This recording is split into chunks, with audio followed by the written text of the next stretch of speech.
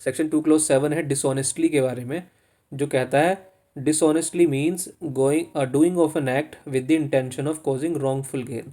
ऐसा कोई act commit करना जिससे कि आपको फ़ायदा हो और टू टू वन पर्सन और wrongful loss to another person. आपको फ़ायदा हो, अपना फ़ायदा पहुंचाने के लिए कोई आप ऐसा ऑफेंस करते हैं और दूसरे को उससे वो नुकसान होता है। तो यहाँ पे क्या है, इंटेंशन जो है, उसका जो इरादा है वो सबसे ज़्यादा इंपॉर्टेंट है। इंटेंशन इज़ की। गोल क्या है कि वो अपने आप को फ़ायदा पहुंचाएगा, उससे उसको रॉन्गफुल जो कि उसकी चीज़ है नहीं, और दूसरे को नुकसान होगा उससे। ठीक है, उसको चोट पहुंचाएगा, खुद को फ़ायदा पहुंचाएगा। एग्जाम्पल, राजू ने चुपके से रवि की घड़ी उठा ली ताकि वो उसे बेच सके। राजू का इंटेंशन रवि को नुकसान और खुद को फ़ायदा पहुंचाने का था। ये डिसऑनेस्टी है। तो अगर आप किसी, देखिए गाड़ी, जैसे अगर आप डाइम कहीं किसी घर पे जाते हैं, वहाँ से रिंग वहाँ आपको दिख जाती है, अगर आपने उस पर अखबार भी रख दिया ना उसको छुपा के, या कहीं पे सोफे में ही कहीं पर दबा दिया ताकि दूसरा पर्सन उसको ढूंढ ना पाए, तो वो भी जो है चोरी के अंदर माना जाता है। वहाँ पे भी आपकी डिसऑनेस्टली दिख जाती है। अब आता है डॉक्यूमेंट किसे कहेंगे। सेक्शन 2(8) में डॉक्यूमेंट्स के बारे में बताया, क्योंकि देखिए ये बड़ा इंपॉर्टेंट है, क्योंकि नया एक्ट है तो इसने इलेक्ट्रॉनिक डॉक्यूमेंट्स की भी बात करी है।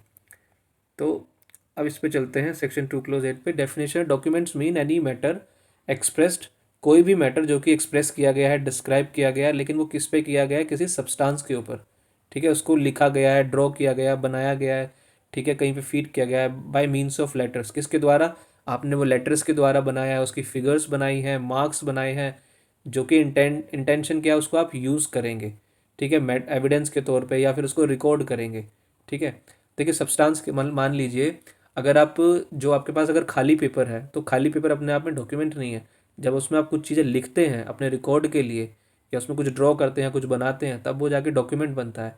ऐसी पहले के टाइम पे आपने देखा होगा पत्थरों के ऊपर बहुत सारी चीज़ें लिखी होती थी, तो वो पत्थर भी अपने आप में डॉक्यूमेंट है, वो उन्हें इंस्क्रिप्शंस कहते हैं, वो भी डॉक्यूमेंट है। मेटल पे, पत्तों पे कुछ लिखा होता था, पेड़ की छाल पे कुछ लिखा होता था, तो ये भी सब पहले डॉक्यूमेंट ही हुआ करते थे। तो यहाँ पे वर्ड यूज़ हुआ है सब्सटेंस। सब्सटेंस का मतलब हुआ कि वो चीज़ हो सकती है, वो पेपर भी हो सकता है, स्टोन भी हो सकता है, मेटल भी हो सकता है, कंप्यूटर की फाइल भी हो सकती है। वहाँ पे भी आपने लिखा है ना, उसको पे भी जो खाली शीट्स होती हैं, या उसमें कुछ ड्रॉ किया है, बनाया है। देखिए इसका पर्पज़ क्या है कि टू रिकॉर्ड इन्फॉर्मेशन और यूज़ एज एविडेंस। आप उसमें जो लिख रहे हैं, बना रहे हैं, जो ये सब चीज़ें क्या है, आप उसमें इन्फॉर्मेशन को रिकॉर्ड कर रहे हैं। इसका किसके द्वारा करते हैं? अब लेटर्स के द्वारा, नंबर्स के द्वारा, मार्क्स के द्वारा। ठीक है, तो ये डॉक्यूमेंट की डेफिनेशन है। इसके एग्जांपल्स ज़रा देख लेते हैं। लीगल इलस्ट्रेशन है इसके अंदर, आपके एक्ट में भी, बेयर एक्ट में भी दिखेंगी। A writing expressing term of contract. अगर देखिए कॉन्ट्रैक्ट को जो है आप जो है रिटर्न में अगर वो कर रहे हैं, तो वो भी एक डॉक्यूमेंट है। एग्रीमेंट जो है, चेक अपॉन अ बैंकर, जो चेक है आप उसको साइन करके भर के देते हैं, वो भी एक जो है क्या है, वो भी एक डॉक्यूमेंट है। पावर अटॉर्नी है, ठीक है, अगर आप किसी को जो है अपनी तरफ से, पावर ऑफ अटॉर्नी बेसिकली होती है कि जैसे मान लीजिए आप बेड रिडन है, आप कोर्ट नहीं जा सकते, तो आप अपने किसी बच्चे को पावर ऑफ अटॉर्नी दे सकते हैं कि वो जाके जो है केस को जो है लड़ सके। पावर ऑफ अटॉर्नी बहुत सारी तरह की चीज़ होती है। अगर देखिए दूसरा है कि मैप और प्लान इंटेंडेड फॉर एविडेंस। आप मैप बनाते हैं, कोई ऐसा प्लान बनाते हैं, तो ये सब चीज़ें क्या होंगी, रिकॉर्ड करेंगे, आप ड्रॉ करेंगे, बनाएंगे। एग्जाम्पल के तौर पे देखिए सिंपल मीनिंग है एनीथिंग दैट स्टोर्स इन्फॉर्मेशन।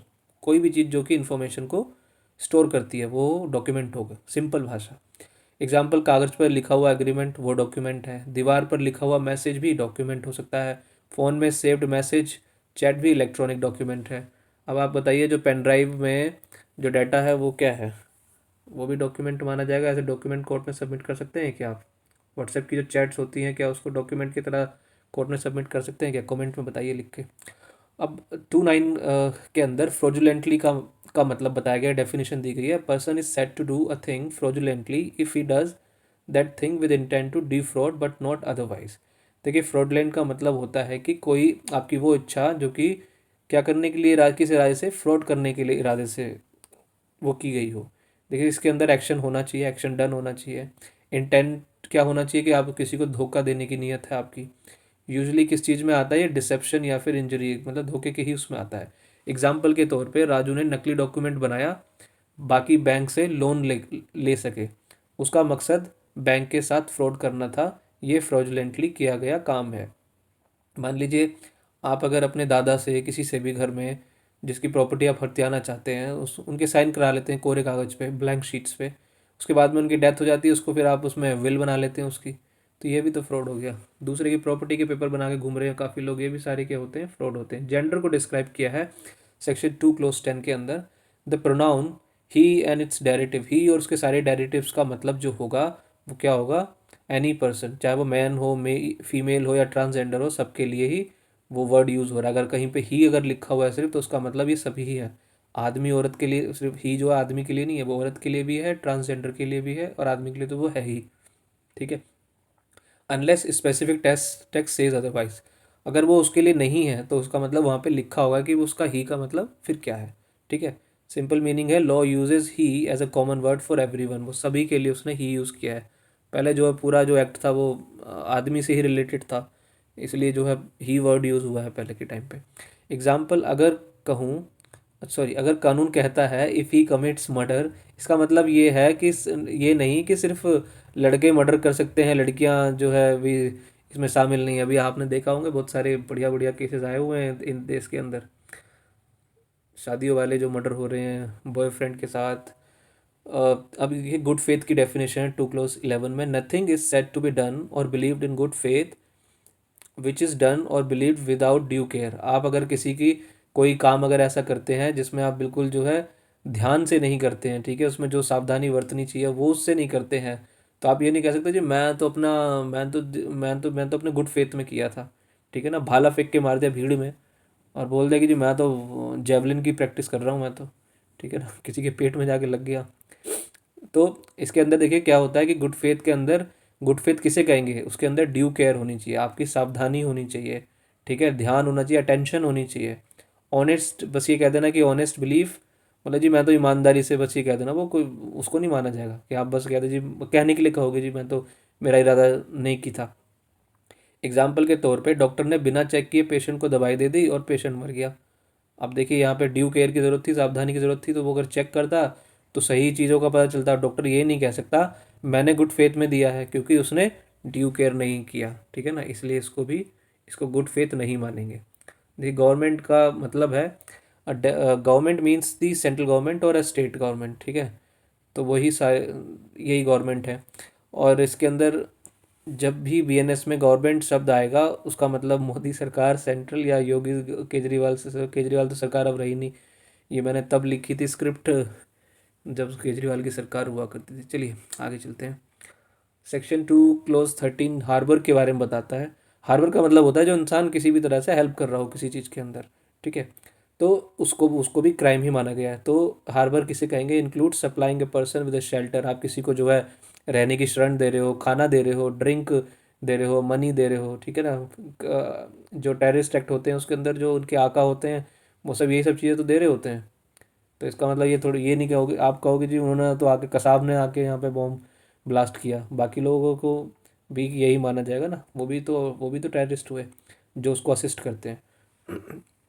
ठीक है, तो जो भी helping a person by giving food, shelter, money, transport etcetera, purpose to help them hide from police और लॉ। ठीक है, तो उस इंसान की हेल्प कर रहे हैं, ठीक है, जो जिसने ऑफेंस किया है, उसको खाना देना, ये सब देना, और सिर्फ लॉ से बचाना, पुलिस से बचाना। एग्जाम्पल, राजू ने एक चोर को अपने घर में छुपाया और कहा खाना खाना दिया ताकि पुलिस उसे पकड़ ना सके। राजू ने चोर को हार्बर किया है, तो इस केस के लिए हार्बर का ऑफेंस है, ये हार्बर की डेफिनेशन है। इंजरी किसे कहेंगे बीएनएस के अंदर, injury means any harm whatever illegally caused to any person in body, mind, reputation. ठीक है, कोई भी गलत तरीके से आप किसी को चोट पहुंचाते हैं, वो चोट कौन सी हो सकती है, आप बॉडी पे चोट पहुंचा सकते हैं, उसके माइंड पे, उसकी जो रेपुटेशन है, जो उसकी इज्जत है, उस पे, उसके ऊपर, उसकी प्रॉपर्टी को भी इंजरी पहुंचा सकते हैं। तो ये सारी चीज़ें ही इंजरी रहेंगी। ठीक है, बॉडी पे जो है चोट, माइंड पे आपने मतलब मानसिक उसको प्रताड़ित किया, रेपुटेशन उसकी इज्जत को ख़राब किया, और प्रॉपर्टी मतलब उसकी किसी गाड़ी वगैरह को नुकसान पहुंचाया। एग्जाम्पल के तौर पे बॉडी किसी को थप्पड़ मारना, रेपुटेशन किसी के खिलाफ झूठी अफवाह फैलाना, और प्रॉपर्टी किसी की कार तोड़ देना, तो ये सब चीज़ें इंजरी ही कोज करने का एग्जाम्पल है। अब इलीगल किसे कहेंगे, सेक्शन 2 क्लोज 15 के अंदर इलीगल की बात कही गई है। इलीगल कहेंगे, illegal is applicable to everything which is an offense or prohibited by law or furnishes ground for civil action, देखिए वो सारी ही चीज़ें इलीगल रहेंगी जो कि क्या है, जो कि लॉ ने प्रोहिबिट की है, ठीक है, जो ऑफेंस है, और या फिर लॉ ने उसको प्रोहिबिट किया है करने से, ठीक है, यहाँ तक कि वो सिविल रॉन्ग भी हो सकता है। और ये भी हो सकता है कि लीगली बाउंड टू डू, कोई भी एक्ट आपको कहा गया कि आपको ये करना है, अगर वो भी आप नहीं करते तब भी उसको इलीगल ही कहेंगे, whatever is legal illegal to omit. तो आप वो जो आंख बंद कर लेते हैं उसको भी यही कहेंगे। तो अभी आपको एग्जांपल में समझ में जाएगा क्लियर। इलीगल क्राइम और प्रोहिबिटेड और सिविल रॉन्ग, ये चीज़ें देखिए इसके इंग्रेडिएंट्स हैं। Legally bound, must do it by law, देखिए जो लीगली बाउंड हो आपको वो करना ही होगा। आपका वो कोई एक्ट है, अगर आपको किसी चीज़ के लिए चौकीदारी पे बिठाया गया है, ठीक है ना, चोर वहाँ पे आ रहे हैं और आप जो आराम से देख रहे हैं बस बैठ के, तो वो भी क्या है, वो भी एक तरीके से इलीगल ही चीज़ है। एग्जाम्पल के तौर पे रेड लाइट जंप करना इलीगल है, ठीक है ना, लेकिन अगर एक पुलिस वाले की ड्यूटी है क्राइम रोकना, अगर वो क्राइम होते हुए देखता है और कुछ नहीं करता तो इसे बोलेंगे ओमिशन, वो जानबूझ के क्या कर रहा है, भूल मतलब इग्नोर कर रहा है, तो वो इलीगल है क्योंकि वो रोकने के लिए लीगली बाउंड था, उसकी जिम्मेदारी थी कि उसको रोकना होगा। अब देखिए जज किसे कहेंगे। डेफिनेशन है पर्सन ऑफिशियली डेजिग्नेटेड एज जज और any person empowered by law to give definitive judgment in legal proceedings, ठीक है, जिसको भी जिस इंसान को डेजिग्नेट किया गया है जज लॉ लॉ के अंदर, और उसको पावर दी गई है जजमेंट्स देने की, न्यूट्रल होकर केस को सुनने की, ठीक है, तो उसको ही सबको जज कहें, उनको जज कहेंगे, वो क्रिमिनल केस में हो सिविल केस में हो, ठीक है। एग्जाम्पल के तौर पे मजिस्ट्रेट साहब एक जज हैं लेकिन एक पंचायत का सरपंच तभी जज माना जाएगा अगर उसे लॉ ने उसे पावर दी है सुनने के लिए। सेक्शन 217 है, 2 क्लॉज 17 है, लाइफ के बारे में बताया। Life means the life of human being unless the contrary appears from the context. देखिए जो लाइफ है वो सिर्फ किसके बारे में बताई गई है, सिर्फ और सिर्फ इंसान की लाइफ, अगर अनलेस वहाँ पे कुछ और चीज़ बताएंगे तो उसको स्पेसिफिकली बताया गया होगा। Simple meaning just like that, life in BNS refers to human life. देखिए जो अगर कहीं पे लिखी है लाइफ इम्प्रिजनमेंट, तो उसमें मतलब ये हुआ कि आपकी लाइफ तक की सज़ा आपको दी गई है जब तक आप जिंदा हैं, ठीक है ना, जहाँ जहाँ पे लाइफ का वर्ड मीनिंग होगा अगर पनिशमेंट दी गई है तो। नेक्स्ट चलते हैं, लोकल लॉ का मतलब क्या है। देखिए local law means a law applicable only to a particular part of India. Local law उसको उसे कहेंगे जो सिर्फ एक पर्टिकुलर जगह के लिए बनाया गया है, स्टेट के लिए बनाया गया हो। जैसे यूपी के अंदर यूपी कोका है, महाराष्ट्र के अंदर है मकोका है, तो ये क्या है, ये सिर्फ स्टेट के हैं। अगर मान ली दिल्ली में नहीं है तो ये दिल्ली के लिए नहीं है, ये सिर्फ महाराष्ट्र के लिए, इसे लोकल लॉ कहेंगे। सेक्शन 219 के बारे में मैन को बताया गया है। मैन कौन है, means a man, a male human being of any age, ठीक है, बच्चा हो बूढ़ा हो जो मर्जी हो वो आदमी है, तो वो क्या है, एक मैन है, ठीक है, बच्चा एक दिन का भी मैन ही माना जाएगा। मंथ एंड ईयर, देखिए जो मंथ और ईयर है, मैं वैसे ये जो बहुत सिंपल चीज़ें हैं तो उनको थोड़ा सा जल्दी कर लेते हैं। तो ग्रिगोरियन कैलेंडर के अंदर, जो कि जिसे कहते हैं इंग्लिश कैलेंडर के अंदर, जैसे वो जनवरी से स्टार्ट होता है दिसंबर तक ख़त्म होता है, तो ये मंथ एंड ईयर अगर जो दे रखे होंगे अगर, तो ये कहाँ कौन से माने जाएंगे, ये इंग्लिश कैलेंडर वाले माने जाएंगे। अगर सजा 6 मंथ्स की है तो वो जनवरी से जुलाई काउंट होगी हिंदी कैलेंडर के हिसाब से। अगर ऐसे सजा जब से भी दी है, मतलब मान लीजिए अगस्त में दे रहे हैं तो सितंबर से 6 महीने स्टार्ट होंगे। सेक्शन 221, 2 क्लॉज 21 में मूवेबल प्रॉपर्टी के बारे में बताया कि मूवेबल प्रॉपर्टी कौन सी होती है, वो ये इंक्लूड करती है प्रॉपर्टी ऑफ एवरी डिस्क्रिप्शन, हर तरह की प्रॉपर्टी, एक्सेप्ट कौन सी नहीं है, land and things attach to the earth. वो सब चीज़ें जो कि ज़मीन है और उससे जुड़ी हुई हैं वो क्या है, वो वो मूवेबल प्रॉपर्टी नहीं है, और जो कि permanently fast into anything which is attach to the earth, या वो परमानेंटली क्या है, उसका स्ट्रक्चर ऐसा है कि वो मूव नहीं कर सकती। जो अगर मान लीजिए अगर आपकी ज़मीन पे घास अगर उगी हुई है तो उसको क्या बोलेंगे, मूवेबल की इमूवेबल। देखिए वो इमूवेबल है जब तक वो उसके साथ जुड़ी हुई है, जैसे उसको काट देंगे वो बन जाएगी मूवेबल, ठीक है ना। जैसे मशीन्स लगी होती हैं, इंस्टॉल होती हैं ज़मीन पे, तो वो भी एक तरीके से इमूवेबल प्रॉपर्टी बन जाती है, लेकिन जैसे उस मशीन को, या अपने ट्रांसफर ऑफ प्रॉपर्टी एक्ट के अंदर मूवेबल की डेफिनेशन में यही चीज़ें हैं, तो जैसे आप उसको मशीन को हटा लोगे तब वो क्या बन जाएगी, मूवेबल बन जाएगी, ठीक है। तो ये आई थिंक सिंपल सी डेफिनेशन है, इसमें मुझे और इसको आगे पढ़ने की ज़रूरत नहीं है। और नंबर जो है, unless the contrary appears from the context words importing the singular number include the plural number and words importing the plural include the singular number।